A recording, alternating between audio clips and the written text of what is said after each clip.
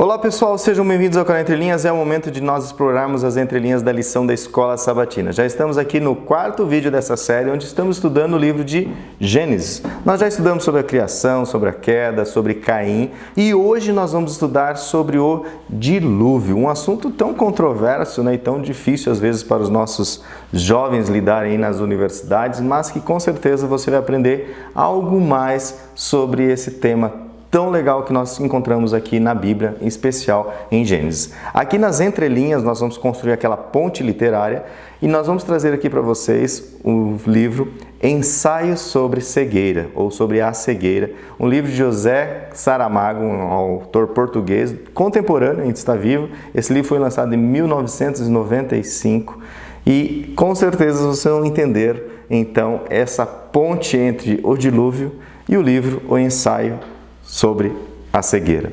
Bom, nós teremos também os quadros na ponta da linha, onde vamos explorar mais esse assunto do dia a dia aqui no dilúvio. Nós teremos aqui também na linha do rodapé com o Marcos André e a participação aqui do Alexandre e do Ricardo na ponta da linha. Beleza, pessoal?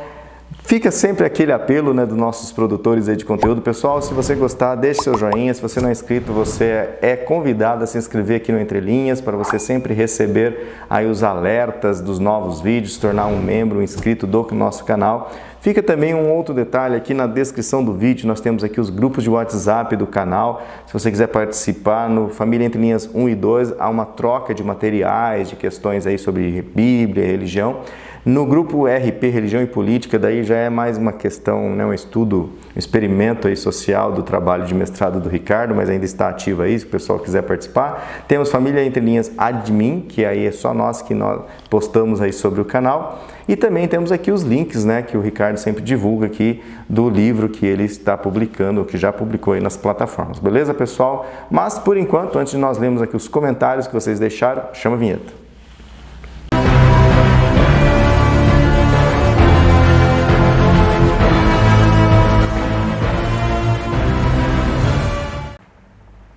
Bom, pessoal, esse é o momento aqui de nós conhecermos um pouquinho, vai ser bem rapidinho, citar aqui os nomes, alguns assuntos discutidos aqui. E é a nossa forma de agradecer a você que dedica um pouquinho do seu tempo, que é muito importante para nós, para comentar, para reagir ao nosso conteúdo. Lembrando que se você não gosta dessa parte, né, é só pular aqui, né, nas plataformas aí atualizadas do YouTube, você já consegue acessar os vídeos capitulados. Vamos lá agradecer a nossa amiga Ilza Viana, que sempre comenta, uma parceira aqui nossa do canal, já ajudou a gente a capitular, né, Ilza?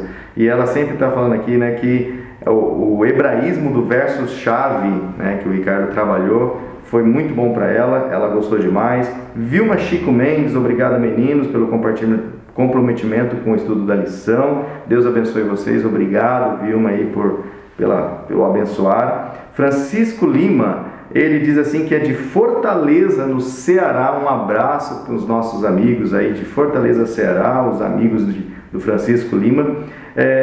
Lia Pereira também comenta aqui conosco, dizendo que ela lamenta, né, muito o fato de ter citado uma colocação infeliz, né, da música na igreja. O Theo Valentim Cia, muito bom. Sandra Vittar também traz aqui os comentários falando, né, sobre essa questão que ela fala assim: consigo visualizar uma proposta pedagógica quando em momentos da necessidade de reflexão e aprendizado ele questiona onde você está, o que você fez, né, quando Deus vai falar com Caim. Muito legal, ela diz aqui: obrigado pelo empenho e dedicação com a missão de evangelizar e nos auxiliar nos estudos das Escrituras Sagradas. Deus abençoe vocês, grande abraço. Claudemiro Costa, ele fala de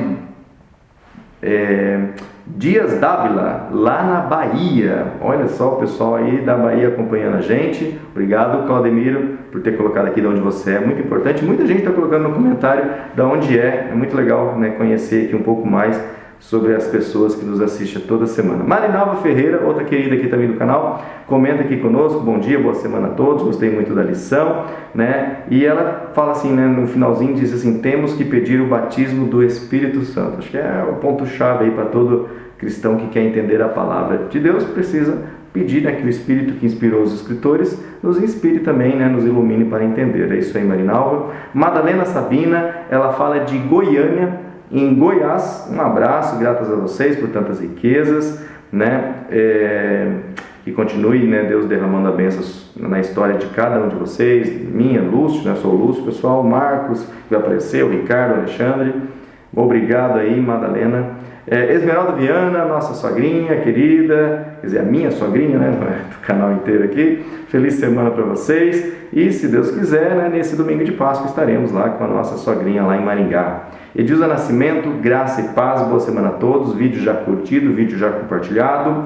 A Marbete Lopes, ela fala de Porto Velho, Roraima. E a Marbelle é conterrânea da nossa amiga Marinalva. A Marinalva já colocou, Marinalva Ferreira, né?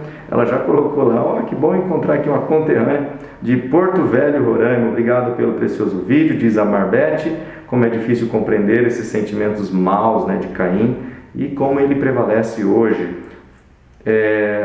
Focado no céu, ela diz, com graça e paz, amém. Vamos lá. Helena Saraiva, quantas bênçãos, obrigado, Helena, pelo comentário, hashtag fui até o segundo Marcos. Lições fortes da Bíblia.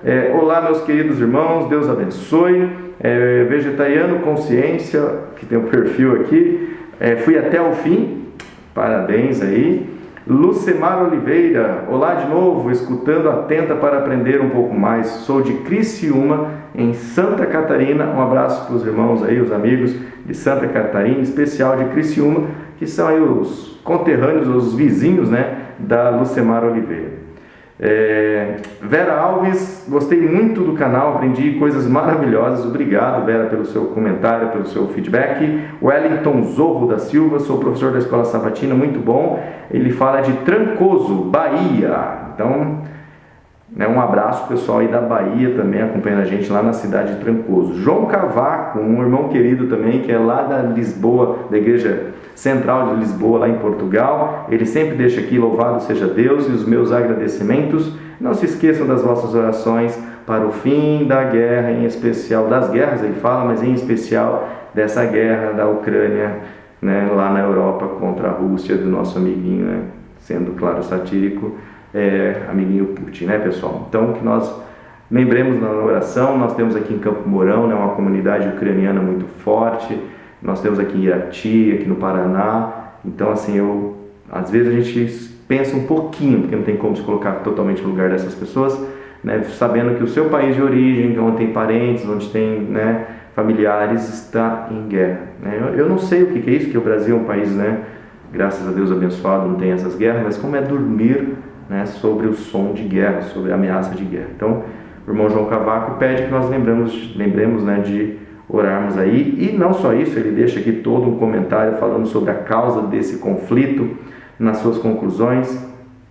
E ele fala assim, Gênesis nesta parte já dá um aviso importante: o pecado não escolhe a quem não contagiar, pois a escolha contra Deus, provindo de Satanás, vai a todos e está sempre à espreita para separar o ser humano das boas relações com Deus.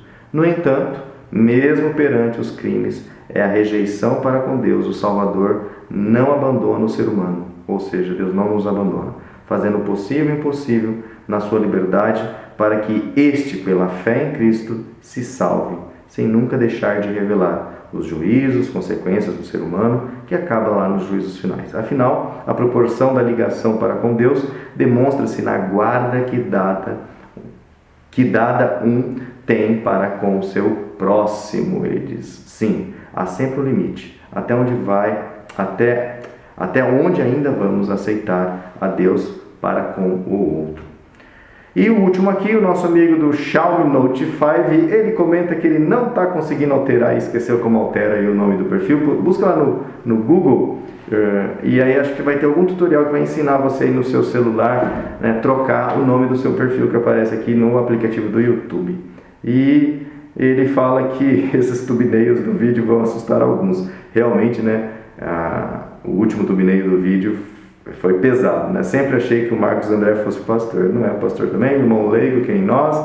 Estamos aqui para aprender, e aquilo que a gente aprende, a gente tenta compartilhar. Pessoal, encerrando aqui os nossos comentários, nosso muito obrigado. Vou deixar aqui mais um abraço para o meu aluno Christopher, que ele disse assim, professor, o YouTube sugeriu lá, o vídeo apareceu lá, e eu assisti lá para ver se realmente o senhor tinha mandado um abraço. Mandei o abraço, sim, manda de novo, Christopher. Obrigado aí por acessar o nosso canal. E quando o Christopher acessa, eu já sei que o YouTube vai sugerir para um monte de alunos, né, que estão próximos a ele, estão nas redes sociais dele. Então, Christopher, um abraço aí. E a outros alunos meus que devem estar assistindo aí, se identifiquem, né? Bom, pessoal, então agora vamos avançar aqui, né? Chega dos comentários, das rasgação de seda, mas eu acho muito gostosa essa parte. Vamos então agora chamar o nosso amigo aqui, o nosso amigo Marcos André. Ele traz aqui então na linha do rodapé. Então Marcos, que não é pastor, mas é um irmão querido que trabalha aí e serve a Deus no seu potencial, né, Marcos? Então continue exercendo esse ministério. Agora é com você aqui no Entre Linhas. Olá, você que nos acompanha através do canal Entre Linhas, eu sou Marcos André. Mais uma vez é uma satisfação estar aqui estudando a Palavra de Deus junto com você.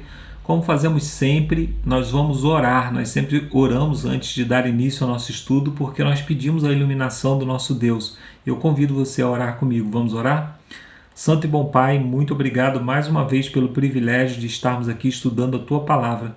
Mais uma vez, Senhor, queremos te pedir que o Teu Santo Espírito nos ilumine e nos guarde na Tua presença, para que possamos colocar diante do Senhor agora, Senhor, tudo que nós sabemos, tudo que nós estudamos, tudo que nós preparamos aqui para que o Senhor use de acordo com o Teu querer.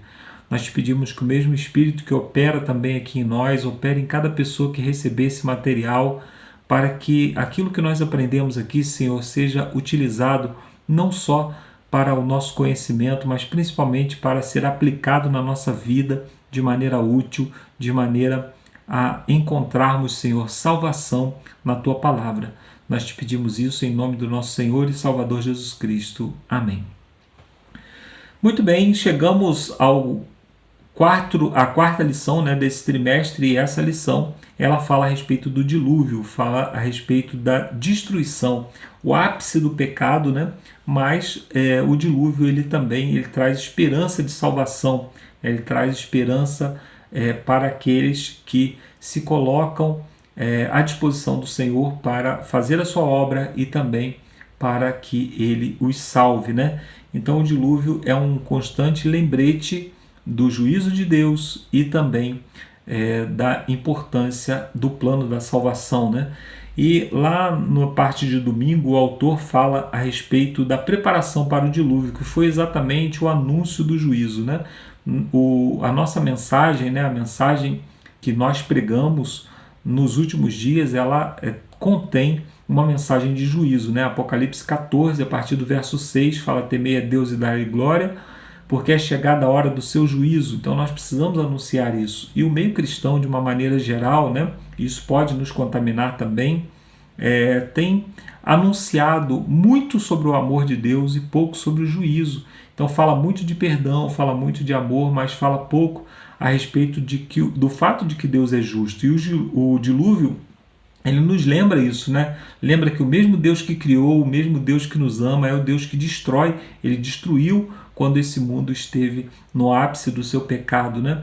Assim também, Jesus Cristo utilizou o dilúvio como um exemplo para o momento em que ele viria como juiz para fazer juízo sobre toda a terra. Então, o dilúvio é algo real, assim como também o juízo de Deus no momento final da história desse mundo será algo real.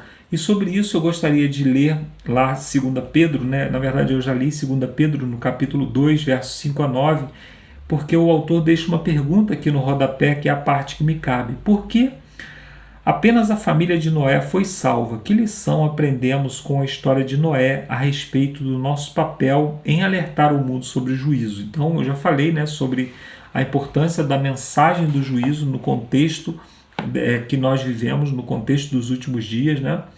E eu gostaria de destacar aqui a motivação pelo qual Noé foi salvo, e aqui o texto ele fala a respeito de outros justos, como Ló também, que foi salvo do juízo lá em Sodoma e Gomorra, né?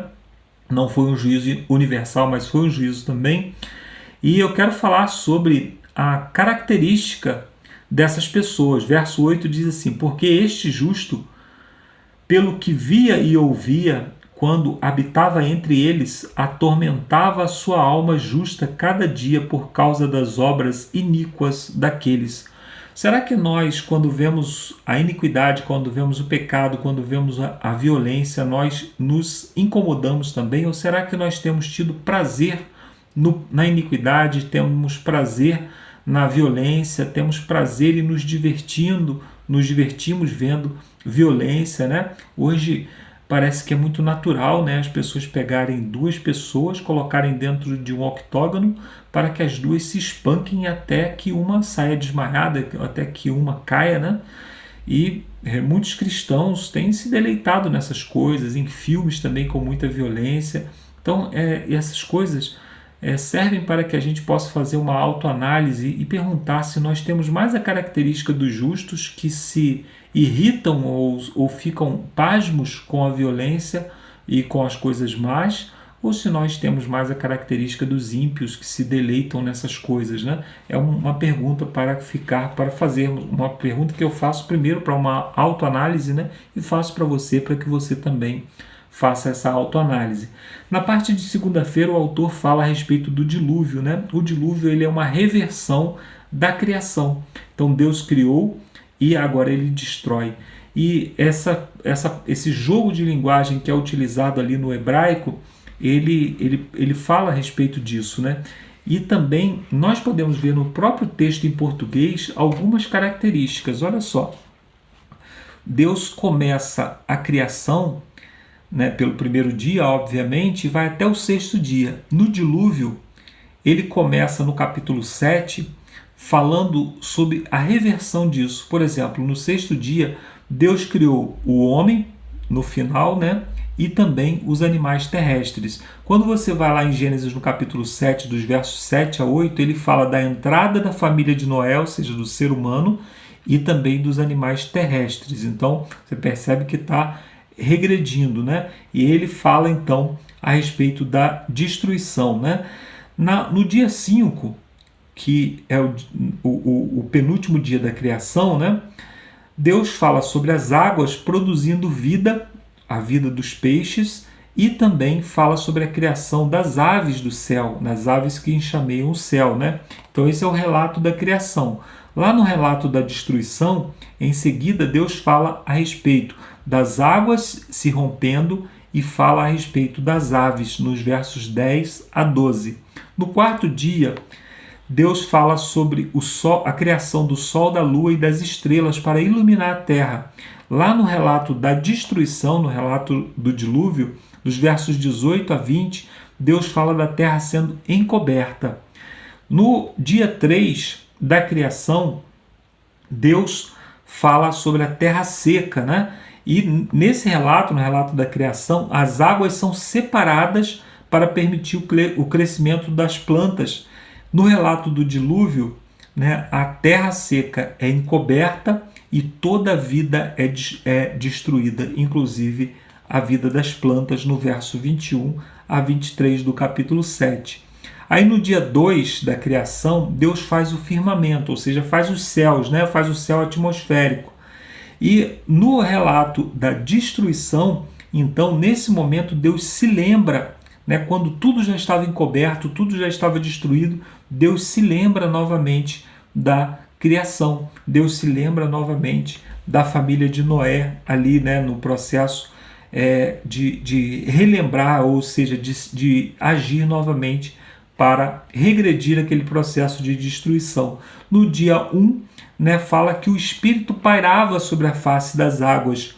E então, no relato da criação, no relato do dilúvio, dos versos 4 a 19, fala das aves pairando sobre as águas para tentar encontrar terra seca. Então você consegue ver que aquilo que Deus criou havia sido contaminado pelo pecado e agora ele começa o processo de descriação, né, por assim dizer. Aqui nós então vemos Deus destruindo o pecado. E aí o que precisa ser destruído em nós para que então possa ser recriado, né? Então nós precisamos analisar o que em nós está contaminado pelo pecado, está contaminado pelo mal, para que Deus possa refazer, para que Deus possa destruir e refazer. E para isso precisamos colocar nas mãos de Deus, né?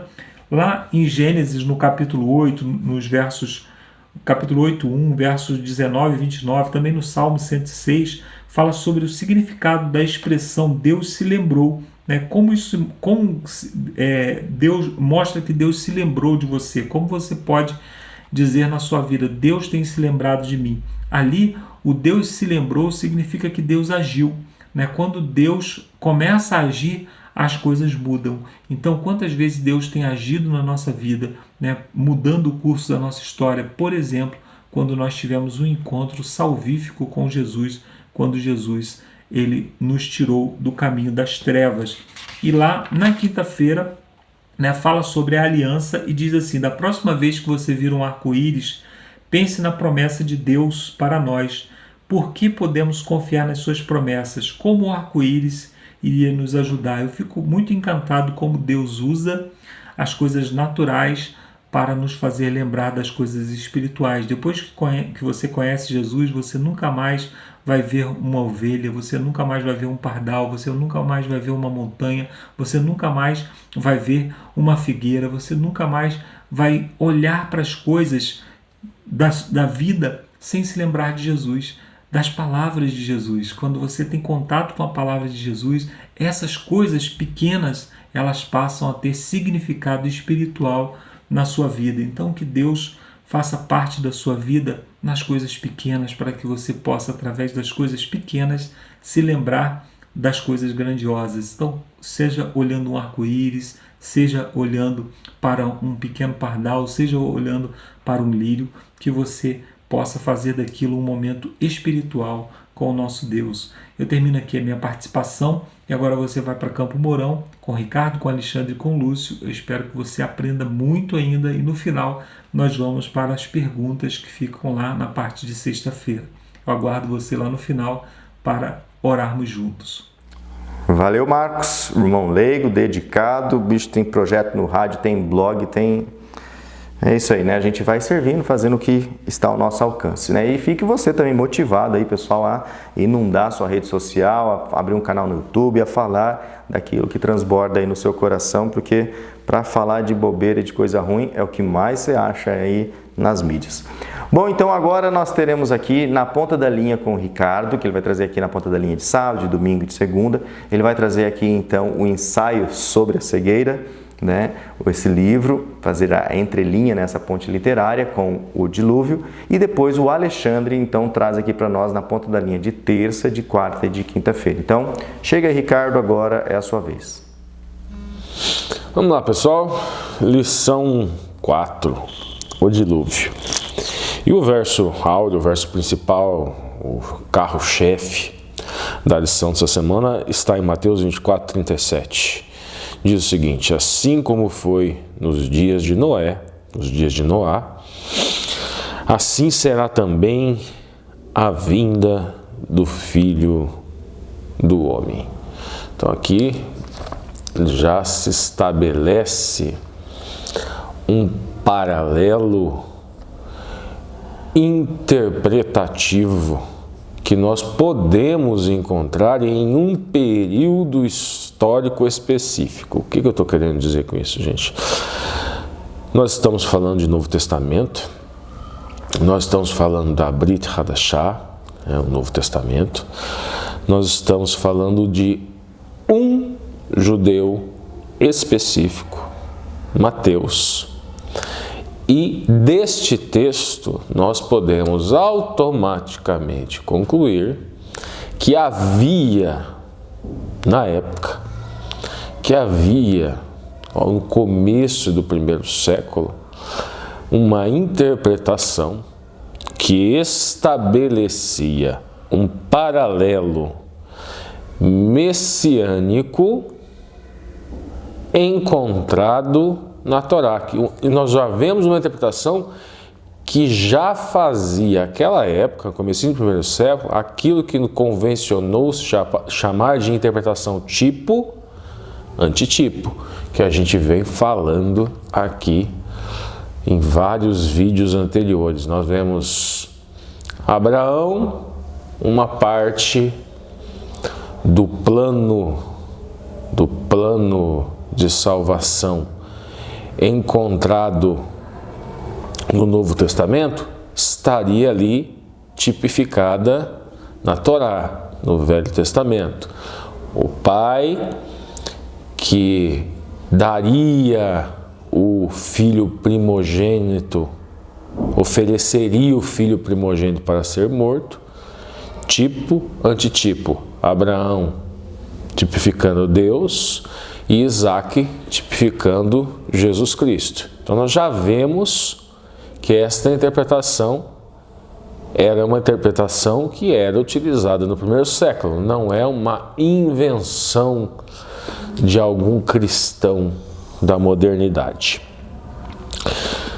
Nós temos no sábado, gente, vários textos e algumas palavras na língua hebraica que nós podemos destacar. O primeiro texto que nós encontramos é Bereshit, Gênesis 6:5, abrindo aspas. O Senhor viu que a maldade de Deus havia se multiplicado na terra, e todo desígnio do coração deles era continuamente mal. Primeiramente, em hebraico é kal hayon. Não é propriamente continuamente mal aqui, é uma tradução por equivalência dinâmica, livre. É todos os dias. Kal é todos e hayon é os dias. O autor do nosso manualzinho, sempre lembrando aqui que nós seguimos este manualzinho aqui, ele vai destacar o verbo viu, e viu o Senhor.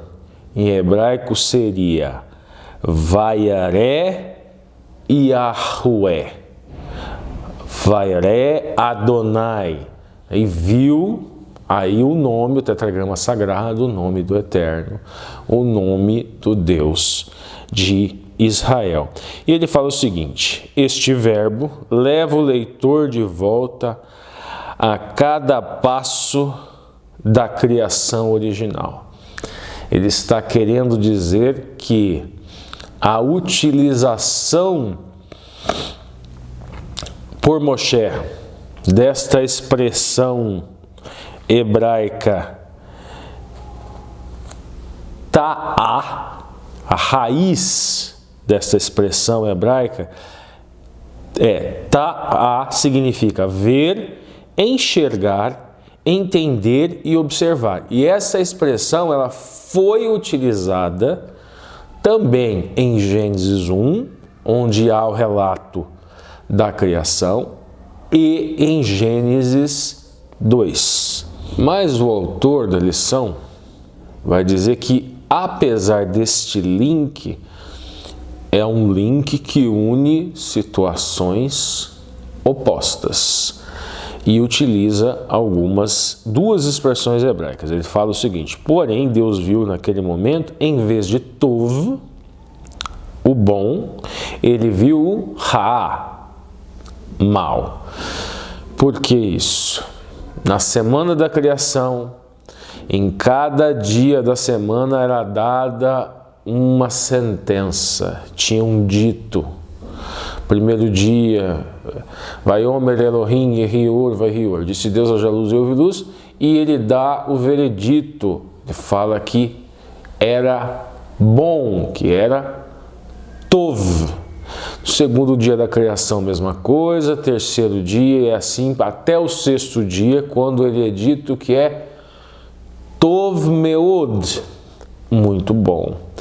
Até que vem o cessar, o Shavat, o cessar, que é o sétimo dia, e que está ligado com uma expressão hebraica que significa completude. Então, o sétimo dia é o que completa a criação, por isso que diz Shabbat Shalom. Continuando, gente. E como seu Criador tivesse se arrependido de ter criado um mundo ao qual estava cheio de estava cheio de maldade. Aqui um outro ponto. A expressão arrependimento. Nós já vamos adiantar aqui no sábado essa essa análise ela também vai ser relevante nos outros dias da semana. A expressão hebraica para arrependimento é nihan, que seria arrepender-se ou ser consolado. Porque pode surgir, opa, então nós temos aqui um equívoco, a Bíblia é contraditória. Veja, como que um ser que é El Shaddai, que é onisciente, que é onipotente, pode se arrepender? Nós não precisamos recorrer à questão duas questões, antropomorfismo. Não é uma questão que a linguagem bíblica ela é humana, portanto falha. Não é uma razão de que a linguagem bíblica ela vai se utilizar de antropomorfismos, ou seja, se aproximar a conceitos humanos, tentar descrever um Deus que não é humano, de uma forma com adjetivos típicos dos homens, para facilitar a compreensão, mas não é o caso. Porque no hebraico significa que ele se entristeceu, que ele buscou consolo. Vamos continuar, gente. A palavra hebraica para entristecer, eu já disse qual é. Aqui na ponta da linha está a transliteração, ela consta com um K, mas a pronúncia ela pode ser Nihan ou Nahan, e não Nikian. A pronúncia é Nihan ou Nahan, que significa arrepender-se. Ocorre que no verso, nós vemos lá em Gênesis, lá no Bereshit, fala que o coração, que entristeceu-se ou pesou o seu coração. Então, há no texto tanto a palavra para arrependimento, quanto a palavra entristecer-se, que em algumas traduções pesou o coração. Então, buscou consolo, né? Buscou consolo Deus em ter criado o homem, porque ele se entristeceu, pesou o seu coração, ele sentiu pesar em seu coração, que a expressão hebraica é hit atzel, que significa entristecer-se, magoar. Pode significar também irritar-se, não temos como negar. Pode significar enfurecer-se, enfadar-se. Então tem essas possibilidades de tradução. E a resposta que nós encontramos no texto, dada por esse ser, por esse agente criador, ela tem uma duplicidade. Ao mesmo tempo que para aqueles que não aceitariam a palavra de entrar na arca, ela seria como o autor da lição fala, seria uma ameaça, é uma ameaça à justiça que levaria à destruição. Para aqueles que entrassem, seria uma promessa de consolo e misericórdia que levaria outros à salvação.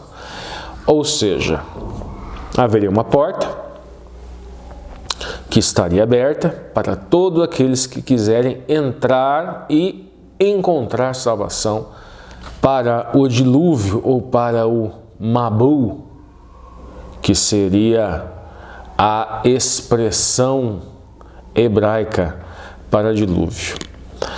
Na pictografia, gente, Mabu se escreve com men, que seria água, com bet, que seria como uma casa, e um lamet, que seria um cajado protetor. Vocês conseguem construir perfeitamente com essas três letras o que viria a ser o dilúvio. Pensem no Men como as águas que se levantaram na terra, o Bet como a arca que estava sobre as águas, e o Lamed como o cajado do pastor conduzindo essa água. Foi essa estruturação poética escolhida por Moshe que nós encontramos na língua hebraica. Então veja aqui esse ponto. E por que eu disse isso? Não fala aqui, gente, que ele tem uma dúplice função, no caso uma promessa de consolo e misericórdia. Então na própria construção da palavra nós encontramos isso. Ou seja, Men, a chuva, a arca e alguém, Elohim, conduzindo esta embarcação. No último parágrafo, a autor da lição vai fazer um link que ele fala que essa dúplice função, ela também se aplica ao comecinho do texto, quando fala de Ben Elohim, filho de Deus, ou Ben Adam, filho dos homens. Então nós temos três expressões aqui que guardam alguns mistérios. Existem várias interpretações. Algumas interpretações falam que anjos teriam coabitado com as mulheres humanas e existiriam Ben Elohim, ou seja, filhos de divindades. Não é uma interpretação, é uma interpretação mais mística, uma interpretação mais especulativa. Pelo texto, acredito, meu posicionamento é que Ben Elohim se refere a uma linhagem específica. Até pela estilística da Torá, a Torá não se presta a esse tipo de misticismo sobrenatural, extraplanetário, assim. A intenção seria denotar linhagem setista, no caso Ben Elohim, filhos de Elohim, filhos do ser criador, que provavelmente teriam ficado fiéis à primeira promessa, às primeiras mensagens trazidas por Adão.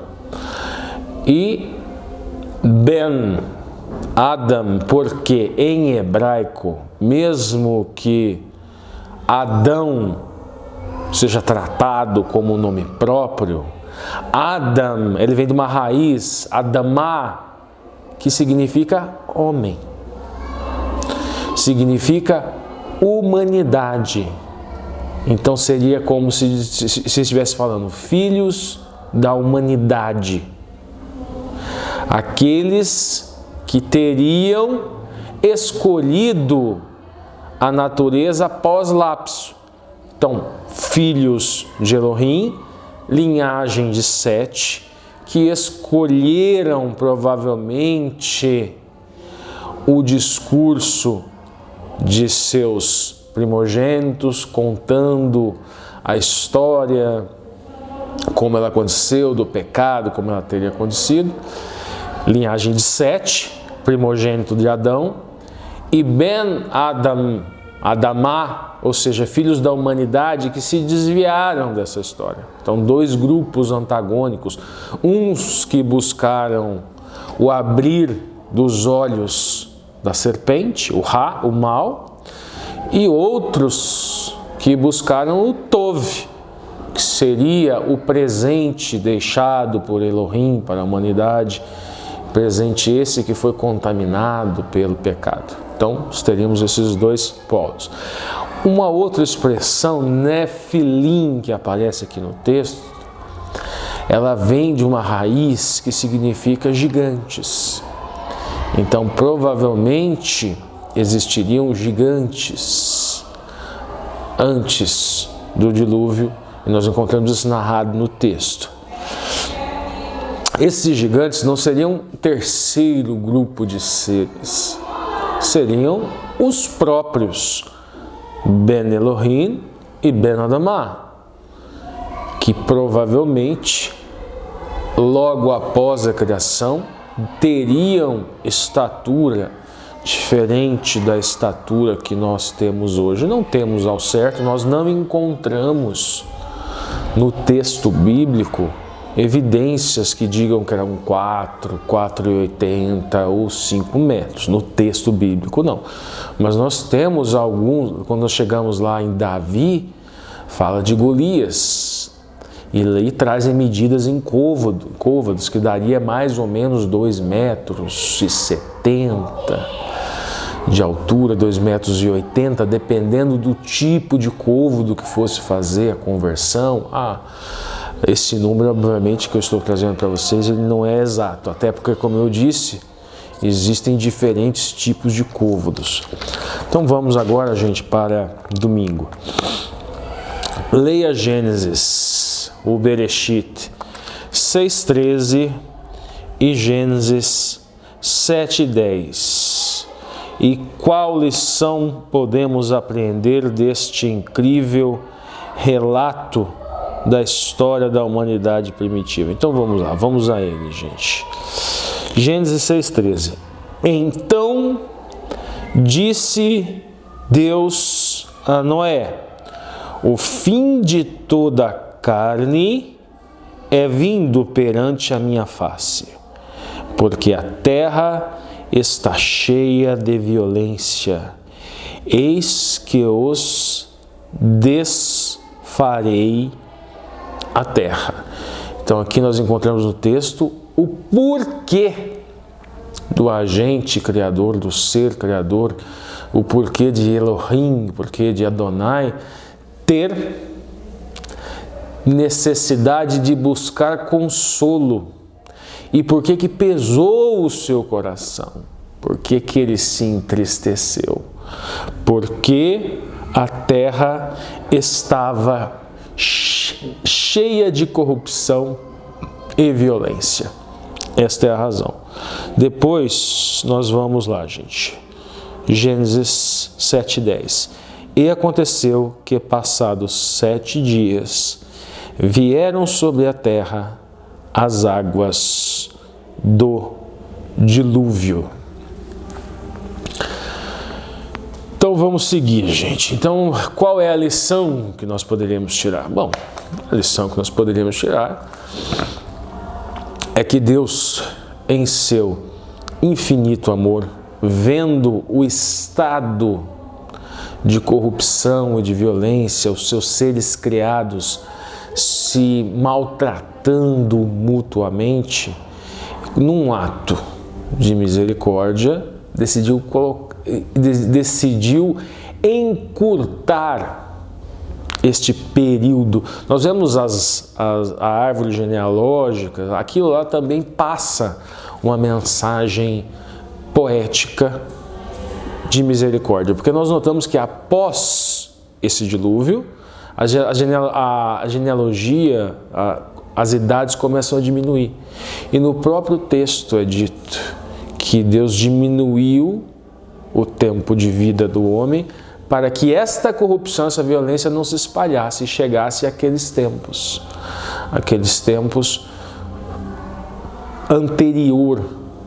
anteriores ao dilúvio, onde a violência teria... E na minha entrelinha de hoje, gente, esse livro que eu trouxe do Saramago, gente, para vocês sentirem um pouquinho do que seria a corrupção do gênero humano, ele é muito propício, é muito adequado. Então, esse livro se encaixa como uma luva. Ele não vai falar sobre o dilúvio, mas ele vai falar sobre corrupção do gênero humano em certas situações. E é um livro que te puxa por esse lado, ele te choca. Então, se vocês quiserem serem chocados e fazerem um link de como será que era essa corrupção, esse livro do Saramago é ideal. E o link, já estou até dizendo qual que é o link, qual é a entrelinha, né? Bom, primeira coisa, gente, na ponta da linha é dito que em Gênesis 6:4 a expressão para a arca, a expressão hebraica, ela é tevá. Tevá, de fato, significa arca, mas pode significar caixa, arca, púlpito, ou pode significar também palavra escrita e pode se referir exclusivamente à arca de Noé, como é utilizada, como ela é encontrada lá no Bereshit, Tevá ou Tevat. Especificamente em Êxodo 2:3, a expressão encontrada é Tevat, é a mesma expressão, é a mesma raiz, tem o mesmo significado que nós encontramos lá no Shemot, quando fala do cesto em que Moisés foi escondido e preservado para salvar Israel do Egito. Até porque, gente, Tevá pode significar caixa. Prosseguindo, outra expressão que ela é encontrada na Bíblia também é no Shemot 25:10, é Tevat novamente, que é a arca do tabernáculo. Então nós temos estes paralelos que nós encontramos aqui na Torá. Um outro ponto que nós encontramos aqui no comentário é o seguinte, Gênesis 6:22, a frase: conforme tudo que Deus lhe havia ordenado, assim ele fez. E o autor vai falar sobre o verbo assá, faça. Esta expressão é encontrada, ela é construída poeticamente também na Torá em vários pontos. Nós encontramos em Gênesis 6:14 dizendo o seguinte, vamos lá: faze para ti uma arca de gofer. E aí essa expressão se repete: farás compartimentos na arca e betumarás por dentro e por fora com betume. Nós encontramos no versículo seguinte, de novo ela se repetindo. E desta maneira farás, de novo a mesma expressão, taase,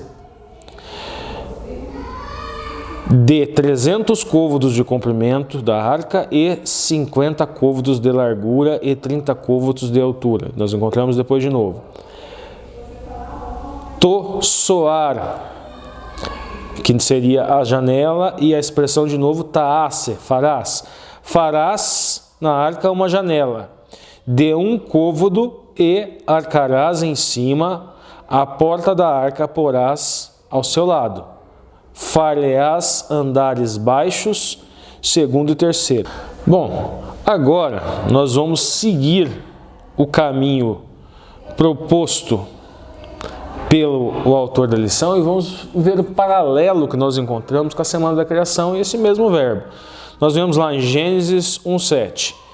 E fez Deus expansão e fez separação entre águas que estavam debaixo da expansão e as águas que estavam sobre. Essa expressão vaiás é o mesmo verbo, que nós vamos depois seguir no próximo dia da semana fazendo esta comparação, que ela é proposta. Agora nós vamos ler algumas paráfrases. Ellen White, no caso, uma teóloga adventista, uma comentarista do texto bíblico adventista para os seculares que estão assistindo. Ellen White, ela diz no livro Patriarcas e Profetas, página 66, o seguinte: Deus deu a Noé as dimensões exatas da arca e instruções claras em relação à sua construção em todos os detalhes. A sabedoria humana não poderia ter concebido uma estrutura de tão grande resistência e durabilidade. Deus foi o projetista e Noé foi o construtor-chefe. Seguindo, gente, na ponta da linha, começa a se falar no nosso manual a questão de fé. Eu sempre gosto de enfatizar. Fé na Torá é emuná. Então, a fé de Noé, o vaikra, o chamado para a fé, o chamado para a emuná de Noé, ele necessariamente, ele não é o mesmo numa dimensão pechata, uma dimensão literal, para o qual você foi chamado, para o qual outros patriarcas e até mesmo você foi chamado. Ele foi chamado para literalmente construir um barco. Alegoricamente, nós podemos criar construções poéticas em cima disso, obviamente. Mas o chamado dele foi para profetizar um mundo que seria destruído pela água.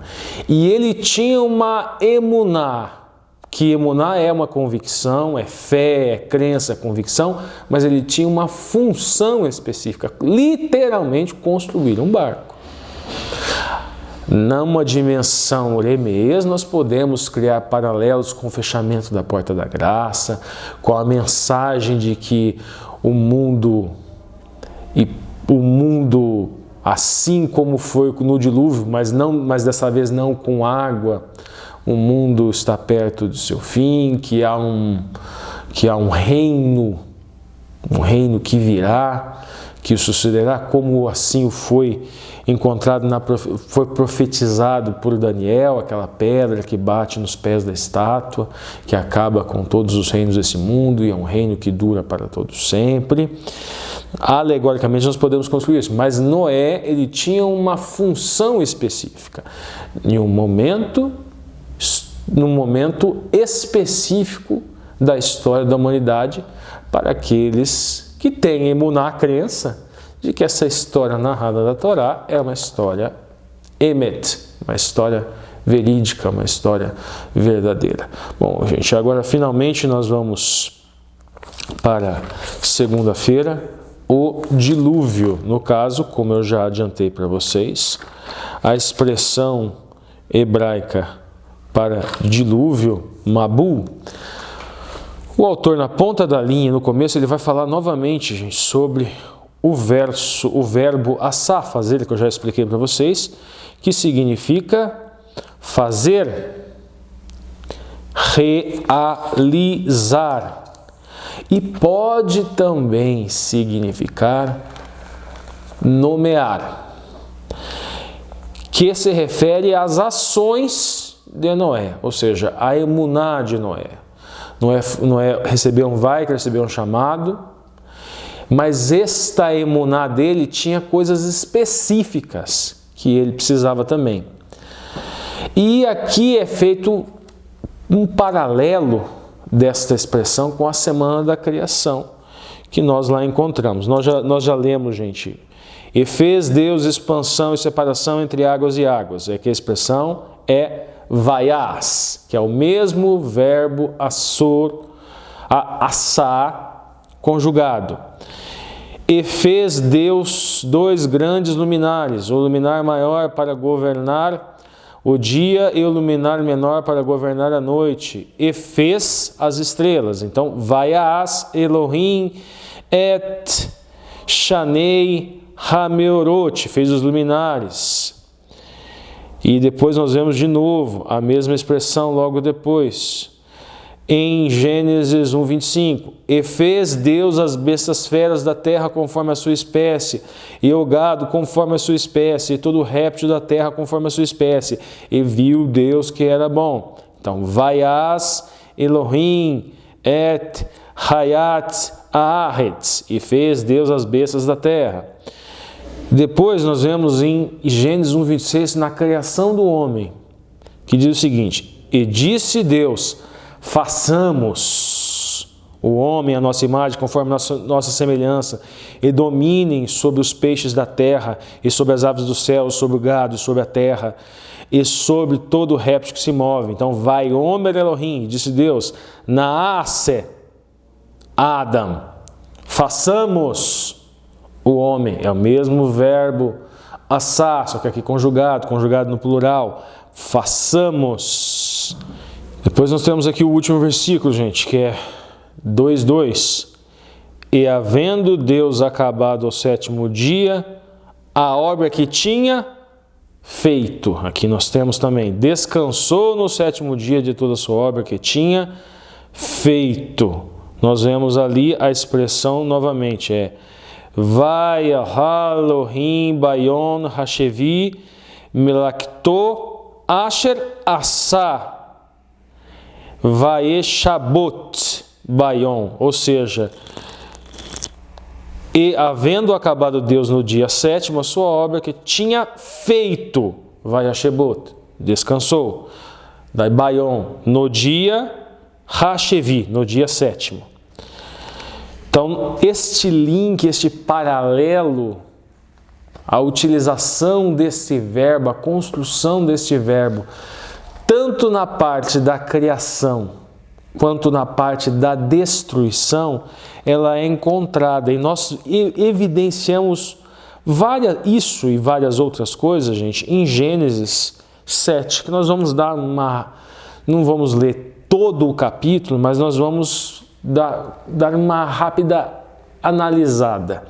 Algumas coisas aqui, o autor da linha já destacou e nós trazemos outras. A primeira coisa que nós encontramos lá é a questão do número 7. O paralelismo. Paralelismo é uma estilística semítica, onde expressões elas fazem esses paralelos propositais. É uma escolha do autor. Então nós vemos lá 7 dias da criação. E lá o Shavat, o cessar, e é da mesma raiz de Shavá, que significa o sétimo. E esse 7 nós encontramos aqui também, ou seja, o cessar. Só que agora aqui não é mais o cessar do trabalho de Elohim, é o cessar do trabalho corrupto e violento da humanidade. Então nós vemos aqui o número 7 associado à questão também, outra expressão que é encontrada, macho e fêmea, segundo a sua espécie, animais, as aves que foram destruídas, toda a humanidade, macho e fêmea, os animais e a vegetação, foi retirado o fôlego de vida. Então esses paralelos foram trazidos pelo autor da lição, mas tem alguns outros pontos que convém destacar. E esses pontos são o seguinte: o primeiro está lá no 7:18, gente. E prevaleceram as águas grandemente sobre a terra, e a água andava e a arca andava sob as águas. Hatevá alpenei hamai. E nós vemos isso na Semana da Criação. Verua Elohim merahefet alpenei hamai. E o Espírito de Deus pairava sob a face das águas. Verua Elohim merahefet alpenei hamai. O Espírito de Deus pairava sobre as águas. Então esse também é um outro link poético que Moshe colocou aqui pra gente. Um outro, 7:23. Assim foi feita toda a substância que havia sobre a face da terra. Foi desfeita, e assim foi desfeita a toda a substância que havia sobre a face da terra, desde o homem até ao animal, até o réptil, até a ave do céu, foram extintos da terra, e ficou somente Noé e os que estavam na arca. Um outro ponto, gente, também aqui é o número 6. Nós encontramos associado o número 6, sexto dia da criação, a criação do homem, e o número 6 também associado ao homem, aqui associado especificamente a Noé, nós encontramos aqui. Então, é isso que nós temos para hoje na ponta da linha. Então vamos agora para a nossa entrelinha. Bom, gente, o livro que eu escolhi, ele cai como uma luva, como eu disse lá na ponta da linha, para quem quiser sentir esta corrupção que provavelmente se abateu sobre a humanidade neste período pré-dilúvio. Lembrando, gente, uma outra entrelinha que eu quero trazer aqui para vocês, gente, que várias culturas de vários povos contam de forma diferente que existia um mundo antediluviano. Nós temos o povo sumério, que é a primeira civilização onde nós encontramos achados arqueológicos.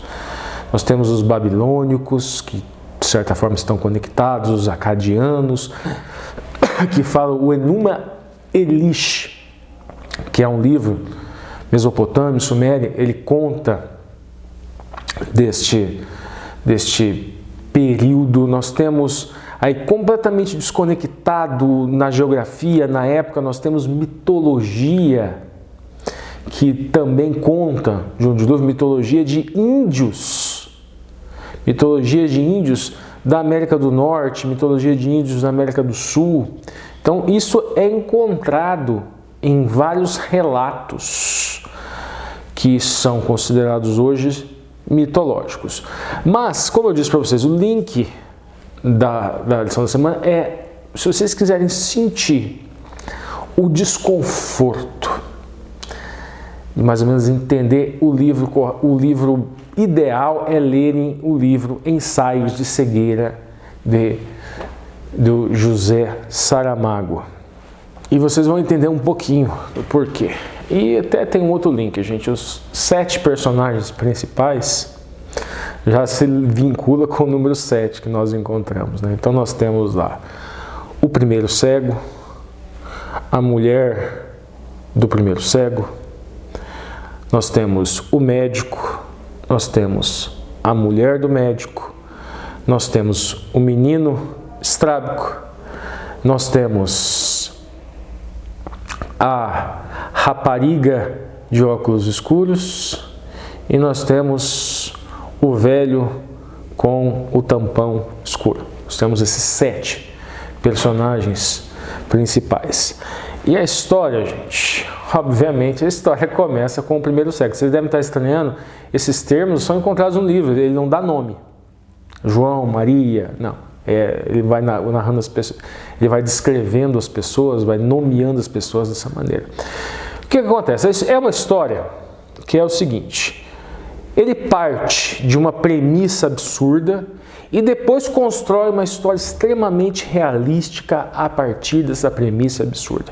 E qual é a premissa absurda? O que aconteceria se todas as pessoas do mundo fossem acometidas por cegueira? Há uma entrevista dele, ele falando que ele pensou nesse livro pelo seguinte: ele disse, as pessoas já estão cegas, elas só não sabem que elas estão cegas. Tudo que a humanidade faz é uma cegueira de pessoas que enxergam em razão de cegueira. Vocês automaticamente, quando viram o título, assim como o Lúcio viu, tem tudo a ver, porque a cegueira do pecado, tem a ver com a expressão hebraica, o Raá do pecado, que se escreveria com um eixo, que seria a cabeça, e um Ain, que seria um olho, é como se um olho se abrisse na cabeça da pessoa, como se ele começasse a enxergar o mal. Só que esse enxergar causa uma cegueira espiritual, uma cegueira para o Tove.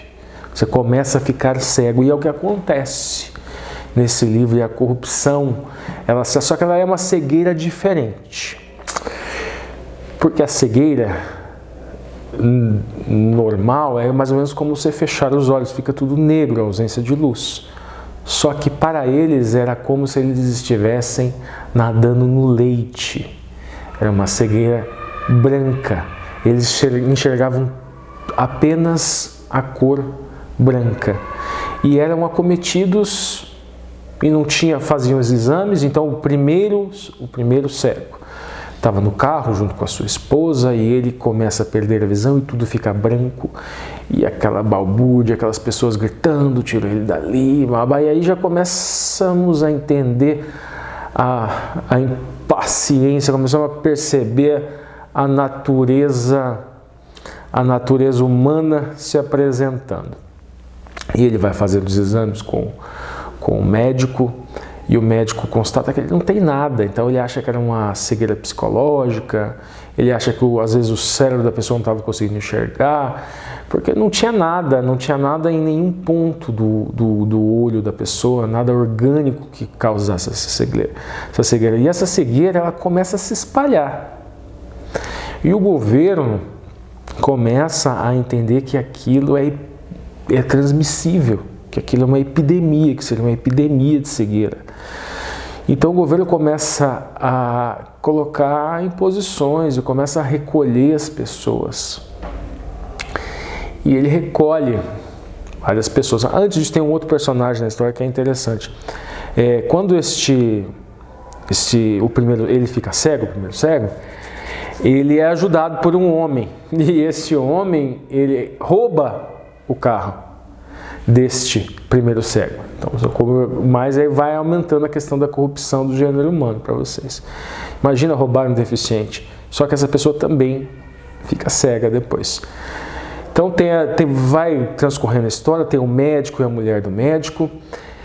E o médico é acometido por essa doença. Então começa a pensar que é uma coisa transmissível e todo mundo que vai na clínica daquele médico é acometido por esta enfermidade. Ele começa a achar que é uma coisa que saiu dali.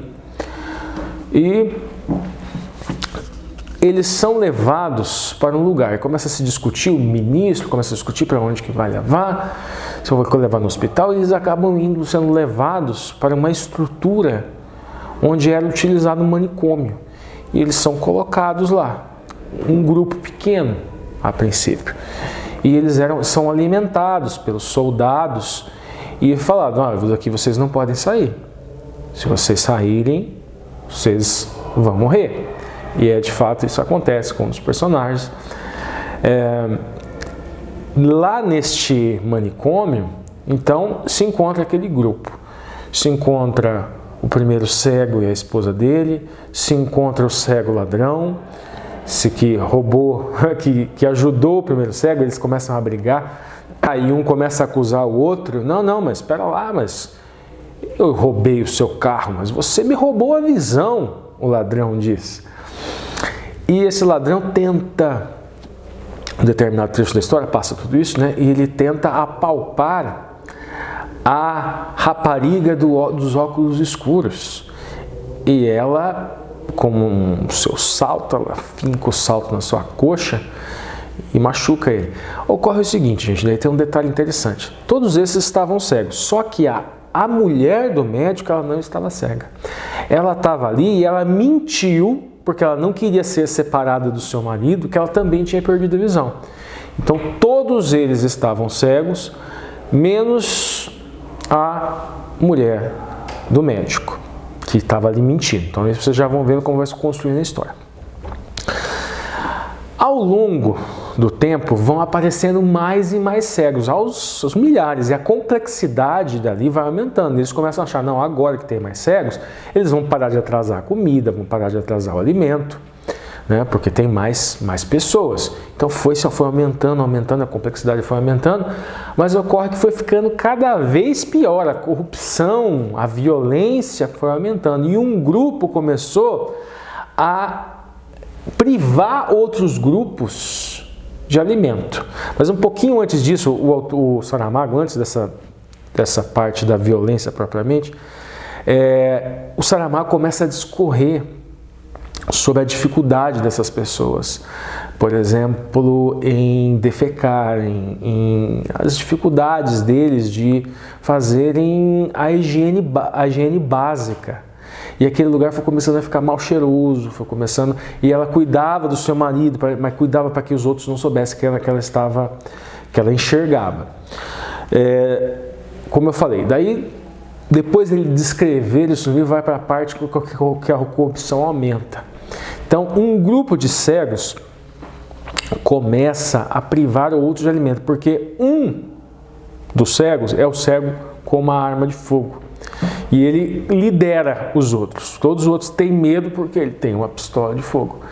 E eles começam a privar os outros de alimento. E ele exige que as mulheres, sejam casadas, sejam solteiras, fizessem favores sexuais em troca deles liberarem os alimentos para cada ala separada. Eles se separaram em grupos, cada um numa ala específica do manicômio, e esses cegos... E o Saramago descreve isso, sabe, de uma forma bem detalhada. Isso é um livro que te angustia muito, e ele mistura essa questão da falta de higiene, em razão deles não conseguirem enxergar e de não terem condições, e esses abusos sexuais, até que num determinado momento, um pouquinho antes dessa parte, gente, tem um outro trecho interessante. O médico se relaciona sexualmente com a mulher de óculos escuros, a rapariga de óculos escuros. E a esposa que havia fingido cegueira para estar com ele, ela enxerga, ela vê aquilo. E você vê no trecho que a situação é tão grotesca que aquilo se torna uma coisa menor para ela. E eles choram, eles ficam tristes, mas ela pega o seu marido ali daquele leito e leva para o seu leito, e a rapariga, e o Saramago descreve que, na verdade, que a infeliz era a rapariga de óculos escuros que ficou lá sozinha, e aquela esposa que leva o seu marido e continua cuidando dele apesar de tudo aquilo. Aí tem um ponto no livro onde acontece aquilo que eu falei, né? Aquele grupo cujo líder era o cego que tinha pistola, ele começa a privar os outros de alimento. E pegam todas as mulheres para fazerem empréstimos sexuais em troca da liberação desse alimento para os seus maridos. E ele descreve isso, eu não vou descrever aqui, para não ficar um vídeo muito pesado. Mas em uma desses momentos, a mulher do médico, ela pega uma tesoura, se aproveita de que ela enxerga e os outros não, e ela mata o líder. E aí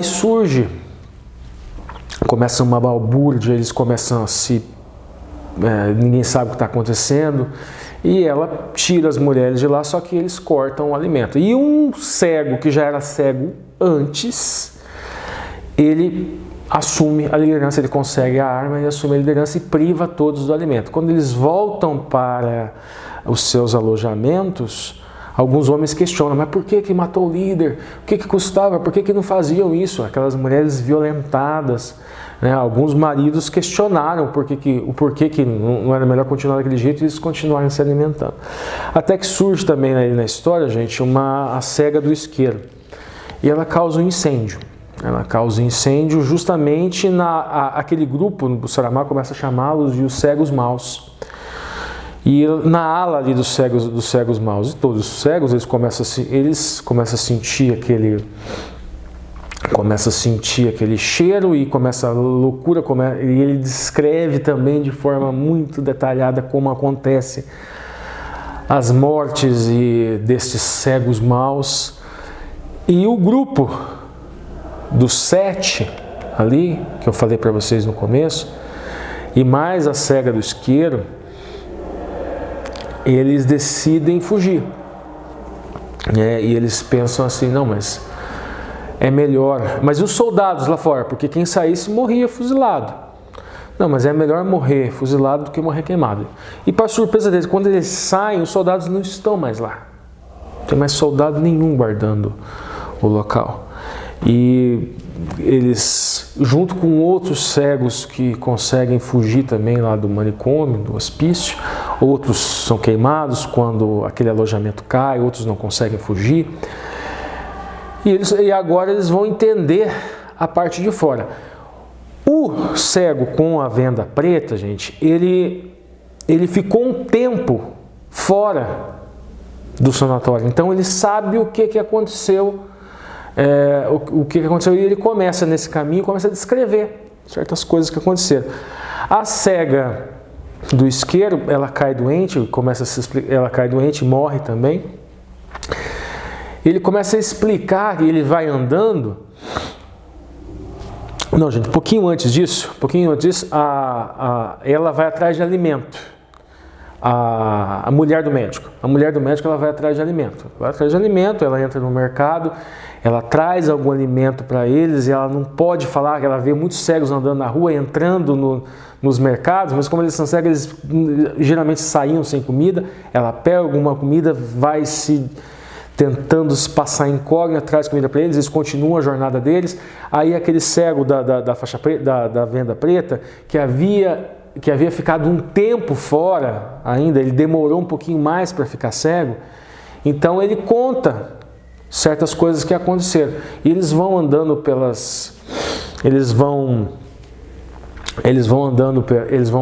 rua, ele vai contando certas coisas, e eles decidem ir para a casa do médico. Então eles passam pela casa onde mora sozinho lá o velhinho da venda preta. Depois eles chegam na casa na casa do médico e todos ela limpa a casa do jeito que dá. Eles já maltrapilhos e seminus e cegos, apenas ela enxerga. Tem uma cena que eles estão com vergonha de se despirem um na frente do outro, mas acabam se despindo, se higienizando, e ela sai volta e meia para trazer comida.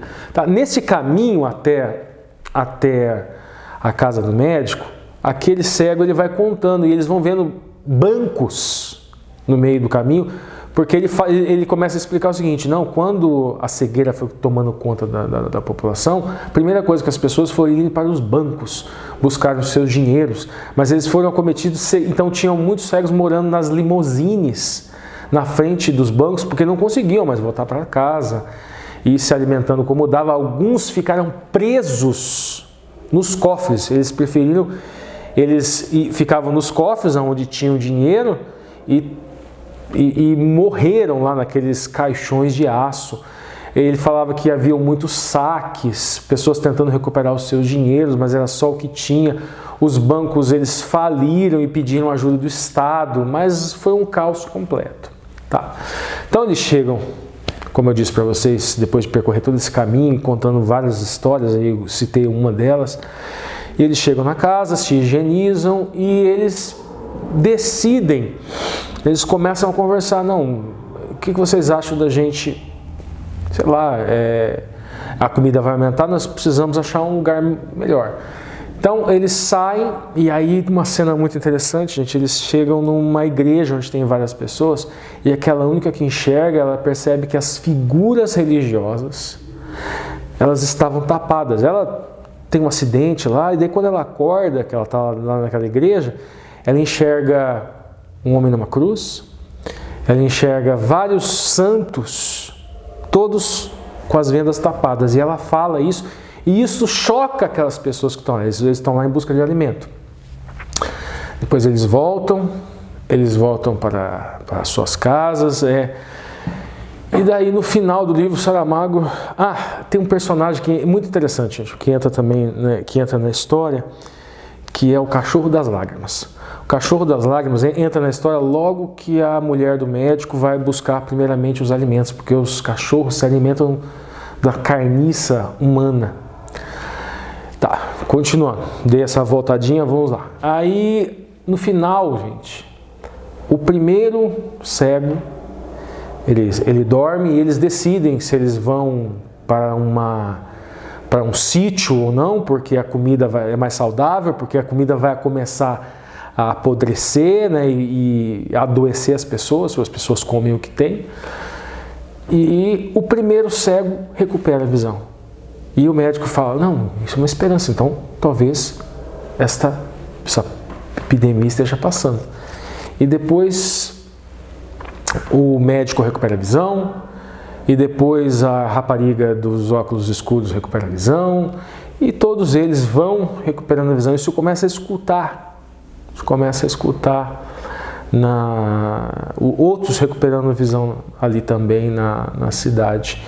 E o livro termina com a mulher do médico. Ela olha para cima e ela, de repente, na janela, de repente ela vê tudo branco. E ela pensa, agora é a minha vez. Então ela olha para baixo, não, eu ainda enxergo. E ela enxerga a cidade e acaba o livro. Bom, gente, o link é muito evidente, né, gente? A cegueira espiritual. O pecado, ele trouxe para a humanidade uma cegueira espiritual. E essa cegueira espiritual não é que nós desejamos o negro, nós desejamos a escuridão, nós ansiamos o mal. Não, nós não sabemos identificar o mal. Essa coisa do nadar no leite, eu faço uma seguinte referência: as pessoas pensam que estão praticando bem.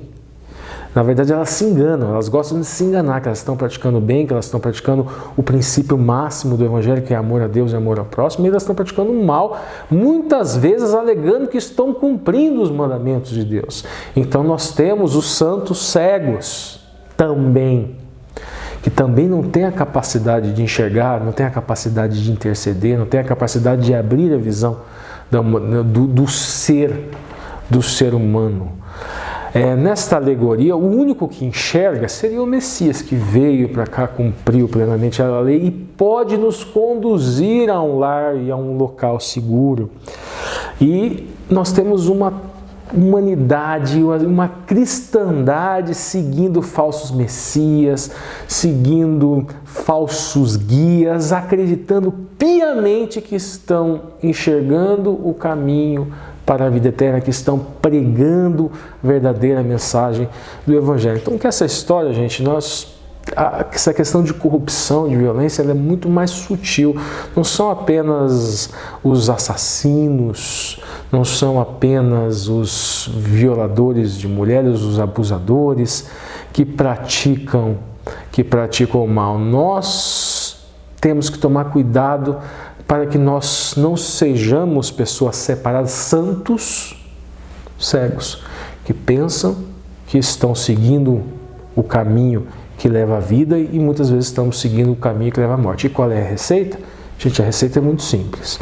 Amor a Deus e amor ao próximo. Este é o link que pode nos guiar por este caminho seguro que leva à salvação. Agora com o Alexandre. Olá pessoal do canal Entre Linhas, vamos dar continuidade ao nosso estudo da lição agora, é uma satisfação estar aqui e revê-los. E a gente vai estudar agora a lição número 4, nos dias de terça, de quarta e de quinta-feira. O Ricardo já recapitulou com vocês de sábado, domingo e segunda, e agora a gente segue com a lição de terça. O título da lição de terça-feira é O Fim do Dilúvio.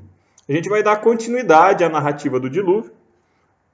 A gente viu aqui, a partir de Gênesis 7 e depois de Gênesis 8, o período de preparação, né? Em que Deus orienta Noé na construção da arca, Deus orienta Noé sobre como seria feita a recepção aos animais, que tipo de animal entraria na arca, como que eles entrariam, quais as pessoas que entrariam na arca. E aí chove por 40 dias e 40 noites. E o texto bíblico vai dizer que a terra vai ficar coberta por água durante 150 dias. Imagina você, sua família, dentro de uma caixa de madeira, uma grande caixa de madeira, mas ainda uma caixa de madeira, com muitos animais, durante 150 dias. São 150 dias, se a gente for dividir em meses, isso aí vai dar, dividido em meses de 30 dias aproximadamente, né? 5 meses, 3 vezes 5, 15, então 5 meses, 150 dias. É muito tempo. Não deve ter sido um período tranquilo, um período fácil. E além disso, é um período em que se escutava barulho de trovão, barulho de pedra caindo, barulho de água caindo, barulho de coisas roçando no casco. E deve ter sido um período de muita angústia, um período de muito medo, de preocupação. Um período, e agora você deve chegar até onde, você deve ver, né, onde estava querendo chegar, um período em que os ocupantes da arca poderiam ser tentados a pensar que Deus havia se esquecido deles. Vamos entender na visão de quem é construído o texto bíblico. O texto bíblico, nesse caso aqui de Gênesis, ele é construído a partir, acreditamos, da redação de Moisés, de um conjunto de histórias orais e de revelação, mas ele é construído a partir da visão humana. E lá em Gênesis 8, versículo 1, que é a questão 3, vai dizer que Deus se lembrou. Espera lá, se Deus se lembrou, quer dizer então que Deus havia esquecido? Não necessariamente. O Deus se lembrar aqui é a construção de uma narrativa feita sob a perspectiva humana. Não quer dizer que Deus havia se esquecido, mas quer dizer que agora Deus foi visto lembrando. Deus se lembrou do homem e fez o quê? Parar de chover. As águas começarem a voltar ao seu lugar. Se durante os 40 dias com chuva e vento e arca balançando e animais assustados e humanos assustados, Noé pode em algum momento ter alguma dúvida de que Deus estava se lembrando e estava vendo ele? Quando a chuva para, mais do que Deus se lembrar de Noé, Noé se lembra de que Deus não o abandonaria. Logo na sequência, para de chover e Deus faz soprar um vento. Deus estava preparando a terra para que o homem pudesse sair da terra. É muito interessante aqui, e o autor da lição ele é muito feliz nos comentários dele, porque Noé não fica parado. Noé solta um corvo, depois solta uma pomba, depois solta novamente uma pomba. Depois que fica tempo sem chover, ele abre a cobertura da arca. Quer dizer, Noé não ficou inativo. Noé agia. Mas Noé não desceu da arca, Noé não saiu da arca. Quer dizer, Noé toma atitudes, mas ele ainda mantém a sua submissão a Deus.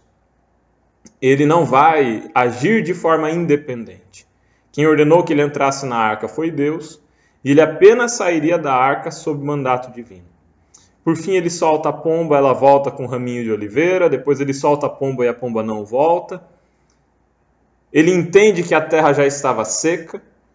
E se a gente vai lá para o livro de Gênesis capítulo 8, versículos 13 e 14, nós vemos que a terra já estava enxuta. Mas Noé não saiu da arca. Noé permaneceu na arca por mais 27 dias e um mês. Ou seja, um mês e meio. Um mês, quase 2 meses, A terra já estava seca e Noé permaneceu na arca. Ele estava aguardando o mandato divino. Noé demonstra um equilíbrio muito sadio entre aquilo que nós devemos fazer e aquilo que nós devemos esperar que Deus nos oriente. Noé age soltando os animais, Noé age investigando, Noé age olhando, mas ao mesmo tempo Noé se submete e espera o tempo de Deus. Esse equilíbrio ele nos é muito significativo. Noé entendia que ele só conseguiria sucesso e êxito nesse novo mundo pós-diluviano se ele se mantivesse submisso a Deus. Podemos avançar, por fim, para a lição de quarta-feira. A lição de quarta e a de quinta têm o mesmo título, aliança. As duas vão falar de aliança, mas na lição de quarta, parte 1, vai falar um pouco mais da parte humana da aliança. Enquanto na parte 2 de quinta-feira se vai centrar mais na parte divina dessa aliança. Em Gênesis 8:20 nós temos o primeiro ato de Noé no momento em que ele sai da arca. A primeira atitude de Noé é de gratidão. Ele oferece holocausto. Ele faz altar. Ele sacrifica nesse altar animais limpos e o aroma do sacrifício desses animais ele sobe como aroma suave ao Senhor. Noé estava agradecendo a Deus. Se a gente parar para pensar, os recursos disponíveis para Noé aqui eram escassos, eram poucos, os animais eram poucos. Mas Noé separa animais para o sacrifício. Ele entendia que ele só estava vivo pela misericórdia de Deus. Não por ter sido engenhoso, não por ter sido esperto, não por ter construído o barco, mas ele só sobreviveu pela misericórdia de Deus. E ele para agradecer a Deus. O primeiro passo que a gente tem aqui na construção da aliança, em termos de responsabilidades humanas, é que o ser humano se aproxima de Deus com um espírito de gratidão e de humildade. Ele reconhece a sua dependência de Deus. Outro aspecto interessante nesse texto, se a gente vai ali entre Gênesis 9, 2 até 4, que é a questão 5, vai acontecer uma mudança no regime alimentar. Até esse momento, se seguíssemos o regime alimentar do Éden, o ser humano comeria nozes, comeria castanhas, comeria frutas, comeria verduras. Mas agora, nesse novo mundo, o alimento é escasso, faltam animais, faltam plantas, o cultivo ainda não está produtivo o suficiente, e animais vão ser tomados como alimento. O homem passa a comer animais. Eu acho interessante aqui, a nível de especulação, que pouco depois do ser humano passar a comer animal, a idade, o tempo de vida do ser humano, ele cai drasticamente. Os defensores do vegetarianismo, do veganismo, vão dizer, e com algum nível de razão, que o consumo de alimentos cárneos, o consumo de alimentos de origem animal vai estar associado a uma redução da expectativa de vida.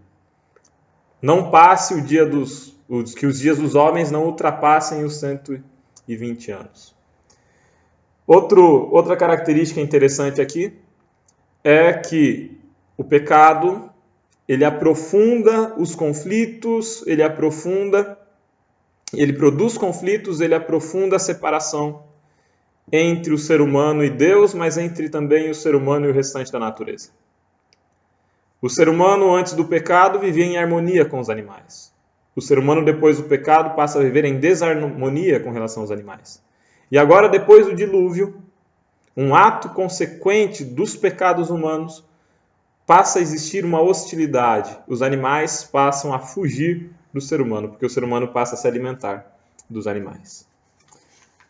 Podemos avançar agora para a lição de quinta-feira. E a lição de quinta-feira, eu diria, pode ser o ponto alto. Eu viria 2 pontos altos na lição, né? Um primeiro ponto alto lá em segunda-feira, quando nós vemos o processo do dilúvio como sendo a reversão do processo criador de Deus. Para mim isso é muito interessante.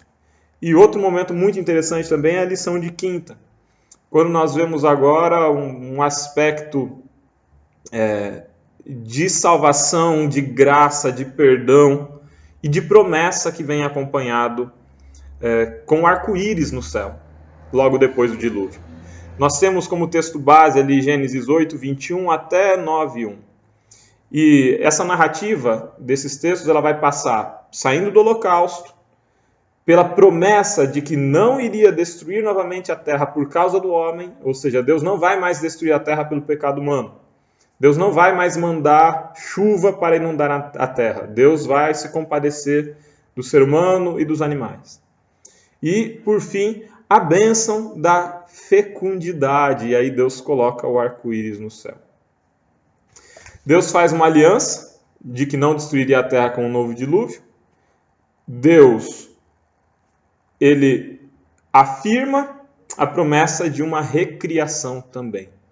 Se Deus foi apto para criar uma primeira vez, se Deus foi apto para desfazer a sua criação no dilúvio, Deus é apto para refazer a sua criação. Isso vem na forma de uma promessa de fecundidade. Sejam fecundos, povoem a terra. E é muito interessante porque essa promessa, essa ordem, é a ordem dada depois do processo de criação. A orientação quando Deus cria o homem, quando Deus cria os animais, é multipliquem-se e sejam fecundos. E a orientação quando o homem sai da arca é multipliquem-se e sejam fecundos.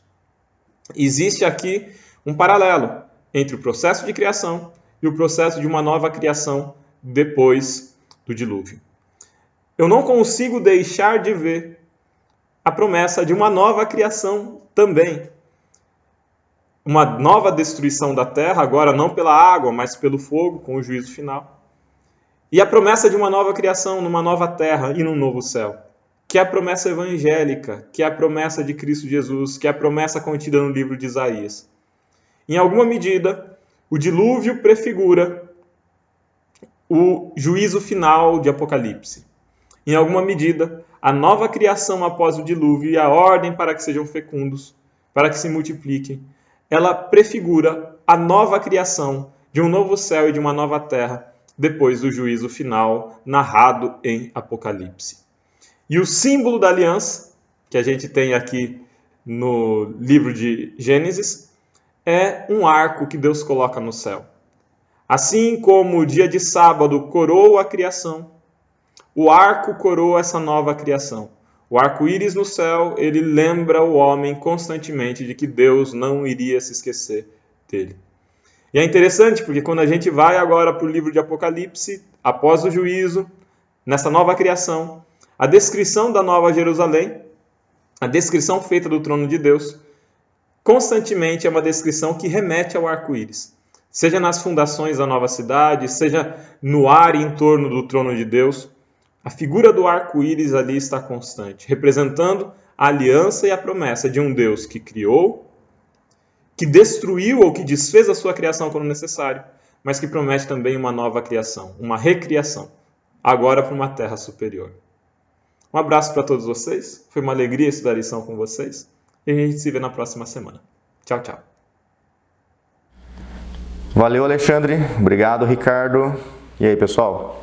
Gostaram na ponta da linha, nas entrelinhas? Não esqueça, né? Deixe seu comentário, isso é muito importante aqui para a gente, né, saber como que vocês estão recebendo esse conteúdo. Bom, mas nós não acabamos, vamos avançar aqui.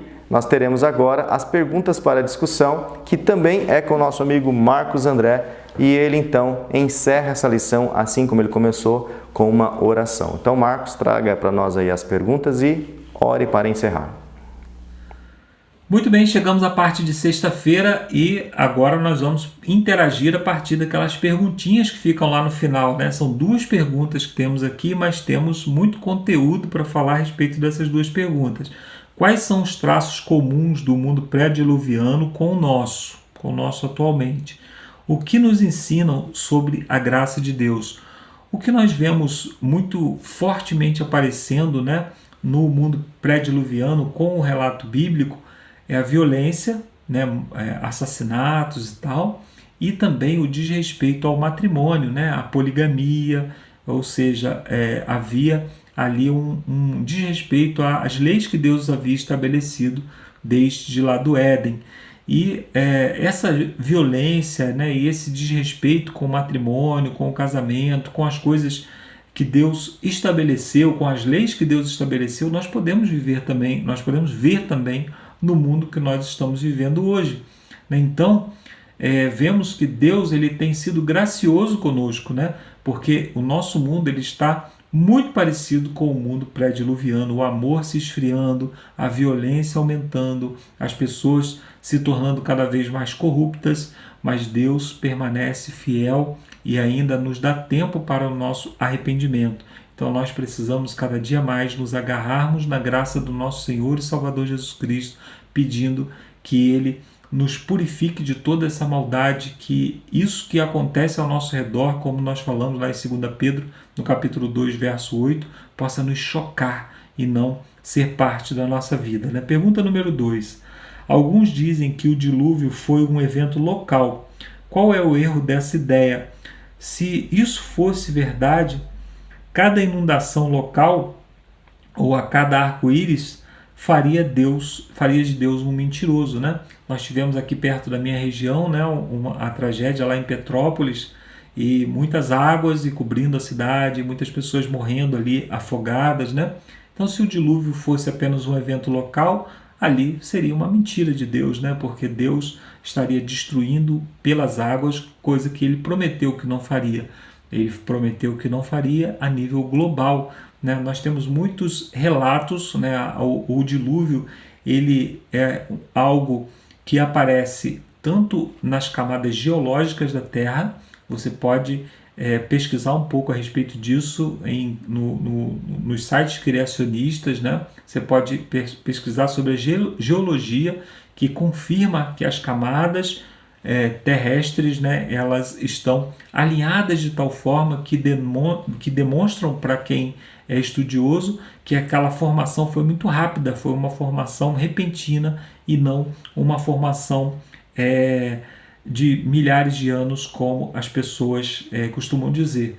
Também nós temos muitos relatos antropológicos, que são tribos que nunca tiveram contato com a Bíblia, mas que relatam o dilúvio.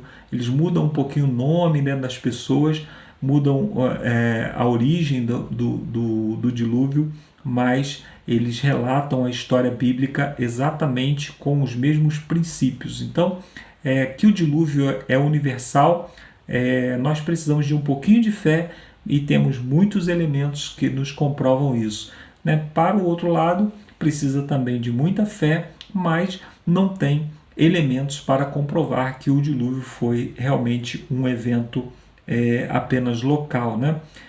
Muito bem, então eu termino essa minha participação dizendo a você que o juízo de Deus é algo muito real e nós precisamos a cada dia aceitarmos novamente a nossa aliança com Deus, né? Refazermos a nossa aliança com Deus para que Ele possa se lembrar de nós agindo na nossa vida para a nossa salvação, para preservar a nossa vida no dia do juízo. Que Deus nos abençoe e que possamos a cada dia, através da aliança feita com Cristo, preservar a nossa vida para a salvação eterna.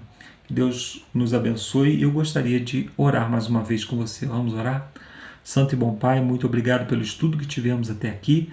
Mais uma vez eu quero te pedir, Senhor, que o Senhor nos salve para o teu reino, que o Senhor cuide de cada um de nós, salve também os nossos familiares, Senhor, especialmente aqueles que ainda não tiveram um encontro com Cristo. Nós intercedemos por eles aqui agora, também te intercedemos, Senhor, por cada pessoa que acompanha esse canal. Se há alguém aqui que ainda não tomou a decisão ao lado de Cristo, que esse seja o momento de fazer a aliança com Cristo, a aliança para a salvação eterna. É o que nós te pedimos pelo nome do nosso Senhor e Salvador Jesus Cristo. Amém. Obrigado, amigos, e até a semana que vem com mais um estudo da Palavra de Deus. Bom, pessoal, agora sim encerramos esse vídeo, quarto vídeo estudando sobre o dilúvio. Espero que você tenha gostado. Hashtag fui até o segundo Marcos, né, que ele apareceu aqui nas perguntas para discussão. E não esqueça, pessoal, de novamente, deixe seu like, comente, se inscreva no canal. E nos vemos então no quinto vídeo, onde nós vamos estudar sobre todas as nações e Babel. Mais coisas, mais assuntos sobre esse livro, que para o mundo é tão enigmático, né, de Gênesis. Mas quando você estuda ele, você vê como Deus se revela ao homem. Então, nos vemos até lá, se cuidem, fiquem com Deus. Tchau, tchau.